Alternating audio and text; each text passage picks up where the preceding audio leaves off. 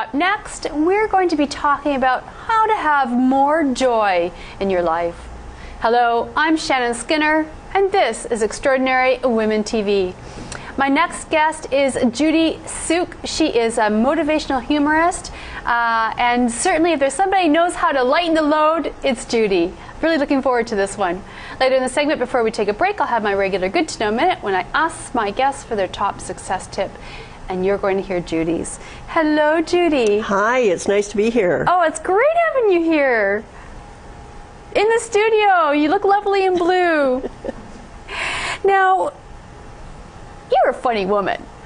Well, people tell me I'm a funny woman. In fact, they label me the funny lady, so yes. Yes, you're a motivational humorist. What is a motivational humorist? Well, a motivational humorist is a professional speaker who brings laughter to everything. Whether it's a serious keynote or it's corporate training or wherever it is, there's always laughter, anecdotes, and fun stories involved in it. Now, at some point along the line, you decided that you wanted to harness your sense of humor. Harness is a good word for it. Is it a good word? Well, my heroes when I was growing up were Red Skelton, Lucille Ball, and Carol Burnett. Oh, okay. And I just loved the way they made my mother feel, because she would smile, she would laugh, and I thought, I want to do that. But there's no school of comedy, so I became a corporate person. And as I was a corporate person, I held in the humor because I thought that no one would take me seriously. Oh. And then finally, I joined Toastmasters at one point. And it really made you laugh? Well, I accidentally made other people laugh, and I thought, okay, it's all right to let the humor out. And so I went from being a professional speaker, corporate trainer, to being a motivational humorist. When I asked my clients, why do you hire me? They said, because you're funny, people remember what you say, and people do what you tell them. Where did you find the confidence along the way to do this? Because there are a lot of people out there who want to speak, and they don't have the confidence. And you know, I'm someone who hid from public speaking for 20 years. So where did you find that confidence to say, yeah, this is who I am and I'm going to do it? A lot of people are afraid of public speaking, and I think there have been times in my life where I was nervous and didn't want to do it. But even as a child, because I loved humor, I would tell stories, and then in school I did win contests, and I was in the drama club. But I had a mother who said to me, Judy, you have just as good a chance of winning or succeeding as anybody else if you give it your best effort. And what she did by saying that was she gave me permission to fail. Because if I failed, it didn't matter as long as I gave my best effort. So I wasn't afraid of making a mistake in front of others. I wasn't afraid of making a fool of myself. And that's what really gave me the guts to get on the big stage and to get out there and do it. Well, I've read it somewhere along the line. I read that there are 3 fears in life. One is the fear of public speaking. The second fear is dying. And the third fear is dying while we're public speaking. I've heard that too, and I guess for some people it's so. I coach a lot of people though, and I believe that inside every one of us is the strength to be a public speaker or to speak up and be heard when we want to be. And there's something true about the audience sort of cheers you on, that the audience wants to see you succeed. Absolutely, they want you to succeed. They feel terrible for you when you stumble and you make a mistake, and they really feel badly for you. I think they're sympathetic. They're just glad it's not them.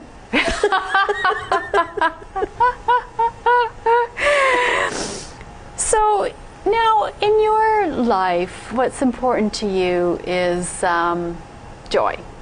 Absolutely. And I want to help other people to understand how they can find more joy in their life.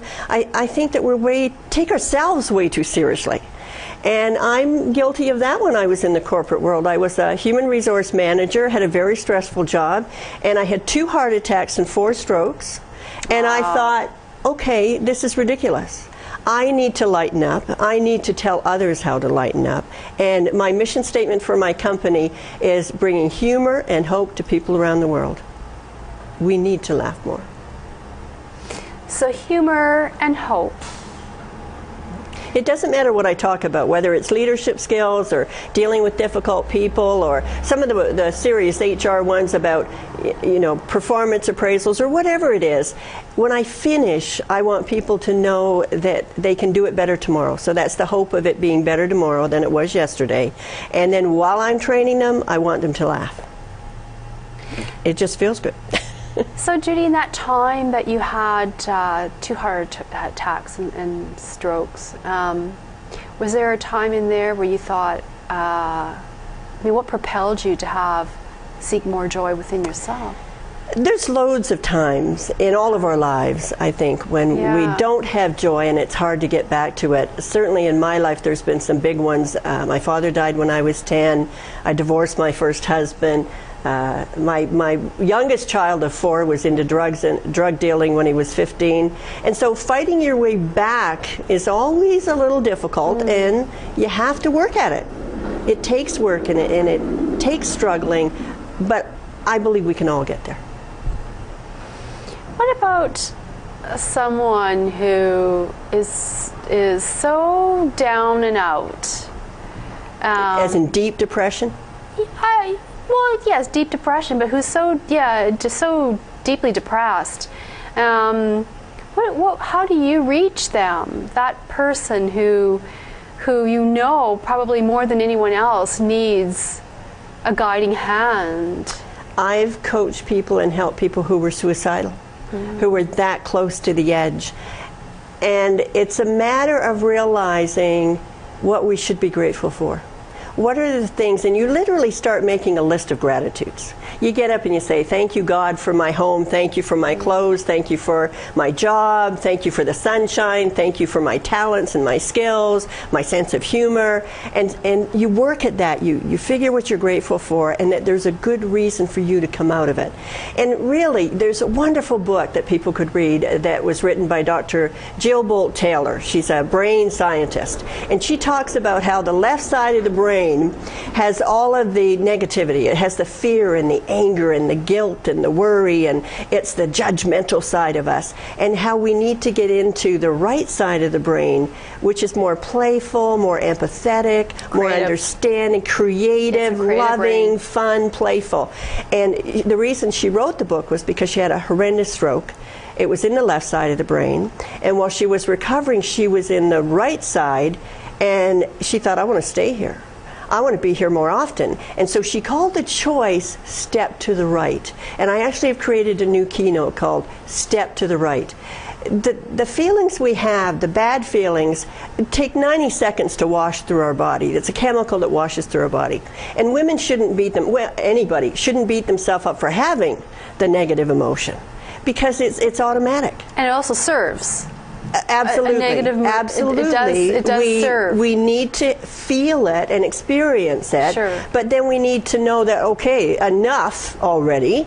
I'm going to step to the right, and I don't want to feel this way. And we talk to ourselves like a crazy person. We say, shut up. I don't want to hear you anymore. I don't want to go there. I don't want to waste my energy on being mad today. And so we literally stop it, and then we go off to the right, and you can think about the future, you can plan something wonderful, you can think of something that entertains you, you can read funny books, you can watch funny movies, do the things that pull you over there. So, Judy, what would a joyful life look like, or certainly joy in life?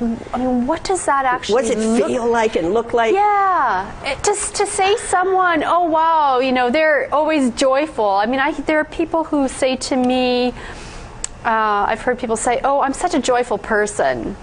They'll say that and I'll think, okay, well, I know somewhere there's the other side to it.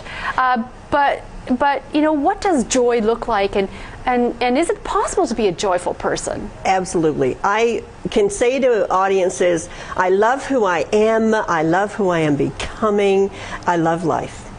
And to me, what joy feels like is you look at the world with awe. It's like, isn't everything incredible? Whether it's the good, the bad, or the ugly, you accept it. You think, oh, this is part of the adventure of living life, and then you look for the lesson in it. And so you've always got this odd feeling about how wonderful life is, and you're there all the time. I've actually have audience members that have come up and said that I was living in a state of grace, and that state of grace is being there, is being in the moment, is being full of love and full of understanding and full of empathy and contentment with life no matter what's happening. Did you think our childlike spirit, or that essence that's inside of us that never, ever, ever really wants to grow up? Yeah, I know I've got that inside of me. Yeah, we have to pull that out more often. It's important. You know, there's a commercial on TV, and I love it. And in the commercial, the little babies are laughing. It just bubbles up inside them, and it explodes out of them, and the one falls over, he's giggling so hard, and you cannot help but smile and laugh at that. We've all got that inside us. We just have to realize it's okay to let it out more often. That we can go there, we can be there, we can be playful. Loretta LaRoche wrote a wonderful book called Life is Not a Stress Rehearsal. And she says your inner child is probably miserable because your outer adult isn't having any fun. So we just got to have more fun. We got to be more playful. And some adults might say, oh, that sounds ridiculous because then I'm going to be, appear like I'm being childish. So what's the difference? What's the difference between looking childish and nothing? You just have to have the guts to do it. I mean, childlike, between being childlike, bring out your childish and childish. Okay, childish can be bad because that's more temperamental type people. Yeah. It's ones who are being ridiculous. Where childlike is that wonder of things. It's like when you walk into a party, if you're in the left side of brain, you're kind of nervous and you're thinking, what will people think of me? What do I want people to look at? How do I want people to feel about me? And so we're all in that worry stage. Whereas the childlike side goes, who's here? Who else is here? And it's excited about seeing them. And when you're there, the energy, well, you can feel the energy coming off me. The energy that you create when you're in that spot is so positive, everybody feels it in the room. So Judy, is there a topic that, in your experience, that people laugh at more than anything else? Children are good. Our own embarrassing moments are always good. I share a lot of my most embarrassing moments with audience members. So it's like the slipping on the banana peel. Yeah, and going to the washroom with your mic turned on. Oh, okay. Which I've done. It's that willingness to laugh at yourself. Self-deprecating humor? Self-deprecating humor. Your most embarrassing moments, entertain people, and experiences you've had. Now, we're going to take a quick break, and when we come back, we'll pick it up. But this is my Good to Know Minute, and Judy, I know you've got a great success tip, so jump right in there. I do, and it's a success tip not just for career people. I think whether we're talking about your professional life, your personal life, or your retirement, people should have a vision, a clear vision and a vision board. They should have pictures and words that describe what they want to be. To me, not having the vision is like having a 1,000-piece puzzle with no picture on the box. Even when people are retiring, they can create the life they want by knowing exactly what it should be. Well, that's good to know. Thank you so much. Have a vision. Well, we're going to take a quick break, and when we come back, more with motivational humorist Judy Suke.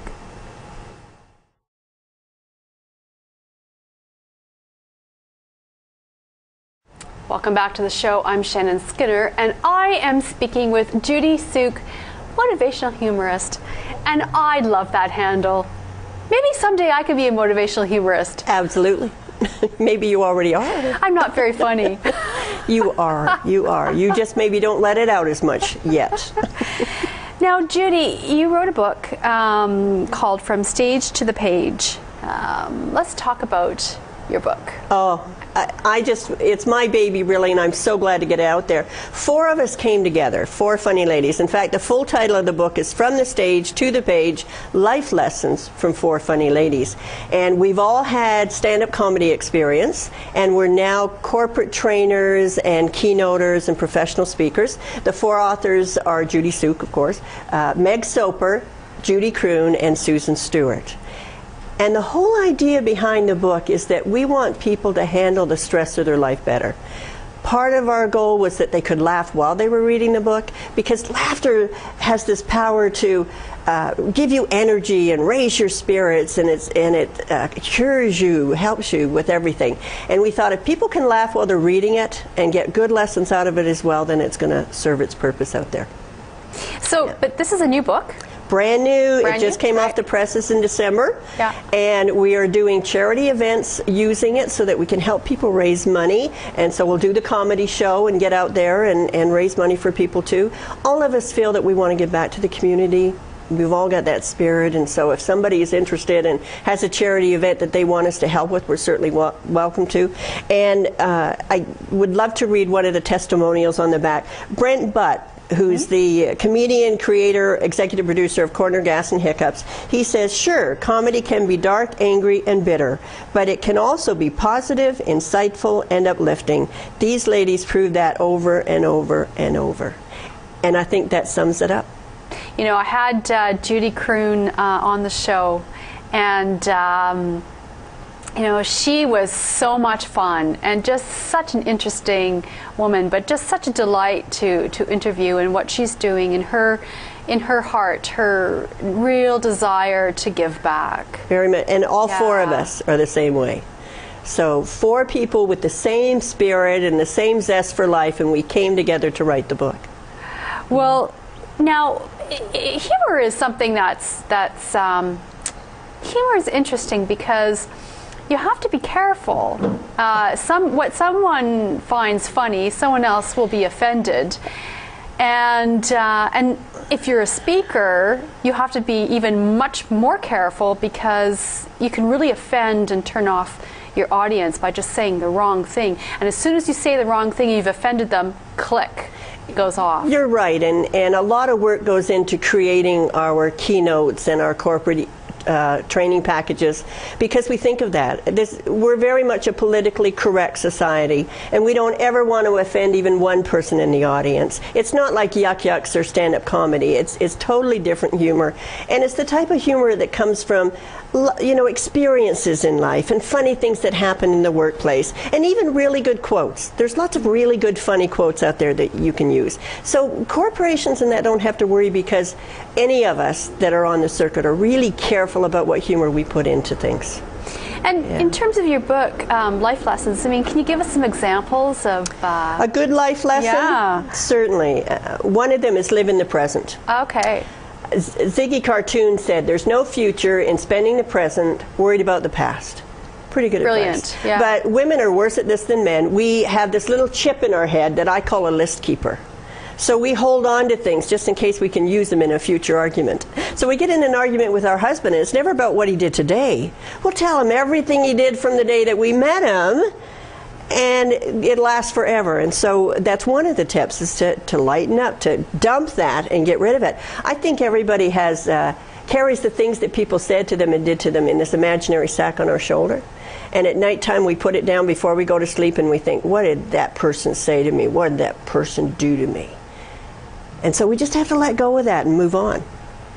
Well, I've heard it said that the past no longer exists. No. And we no. keep bringing that It past does in along our with us. minds. And that's, But only in the mind. Yes. Yes. Right. And people have trouble with forgiving, and you wouldn't think forgiving can be funny, but it absolutely is, that you move on and you forgive people. It doesn't mean that what they did was okay, and it doesn't mean that it didn't hurt you. It just means I'm not going to let it bother me anymore. So let it go. I'm not going to go there. Another one is don't be normal. That's one of my tips to people. Don't be normal.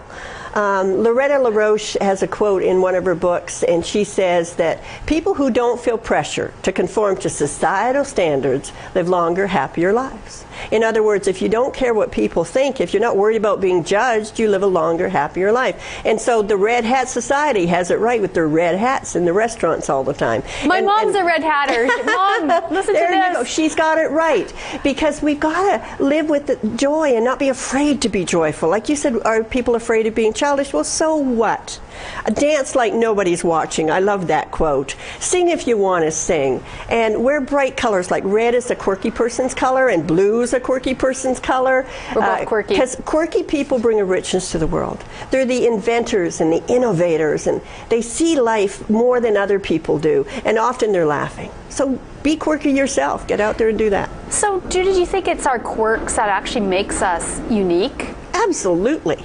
Right. Absolutely. And I read this somewhere recently, and I can't remember the article, but it said that women in their 50s and 60s finally become who they were inside because they're not afraid of anybody judging them. And so that's when they become a little eccentric. It's almost like, what do I have left? What do I have to lose? I just want to be me. That's right. My mother, who's 98 and still lives on her own, says that after 90 there's no peer pressure. You can say and do what you want. I just started it a little younger than that. You can't worry about people. So Judy, what do you, what's your vision from where you go from here? For me, what else do I want to do in my life? I definitely want to write more books. Okay. There's a series in me that I want to write, and it's called Life Can Be Funny, Tips to Get Through It. Then I want to do Life Can Be Funny at the Hospital, Life Can Be Funny in Sales, Life Can Be Funny as a teacher, Life Can Be Funny as a parent, and I'm going to collect everybody's stories, so if they want to send them to me, they can. Collect stories and then just keep pumping the books out, kind of like Chicken Soup for the Soul. And just but they'll entertain people, because every day we do things that we laugh at. And we want to be entertained. Yeah. That's why, you know, so many people watch television and so movies. Just little quick anecdotes that people can read when they're on an airplane, or they can read when they're sick. The type of books you'd give a friend when they weren't feeling well, or when they were sick, or when they needed to be brought up with energy. That's what I want to keep doing. Write a lot more. And I love the stage. The stage is, the more people in the audience, the more energy I have. And it's just wonderful. So Judy, if there's someone watching who has an idea that they want to be a motivational speaker, particularly a motivational humorist, what would be your advice to them? Well, it's not the easiest business to get into, and certainly there's a lot of competition. Get in touch with me would be a good idea, because I'm willing to share how I did it with other people. But I think Toastmasters is a good place to go, because they teach you how to craft and write content, and they teach you the stage presence and all the little tricks of vocal variety and gestures. But really finding a good mentor, somebody who's been where you want to go, and learning the ins and outs to move up through the business. But there are so many jobs out there. I think that we do need more speakers, especially if they're humorist speakers. I do gigs in the retirement homes and in churches, and you know, the Lions Club, the Rotary Club. There's all these places that need speakers. So when they're starting up, there's loads of places where they can go and try it out. Well, Judy, unfortunately we've run out of time, and I have really enjoyed speaking with you and this time with you, and thank you so much for coming on the show and sharing your wisdom and some humor. Thank you for having me. Love being here. Well, for more information about Judy Suke, you can find it on my website at extraordinarywomentv.com. Her episode page is there, where you will see this video, as well as her bio and more information. And of course, if you're interested in finding out more about upcoming shows, past guests, and to contact me, you can visit the website at extraordinarywomentv.com. Well, if you are interested in transforming your life, I hope these stories have inspired you. You've been watching Extraordinary Women TV. I'm Shannon Skinner. See you soon.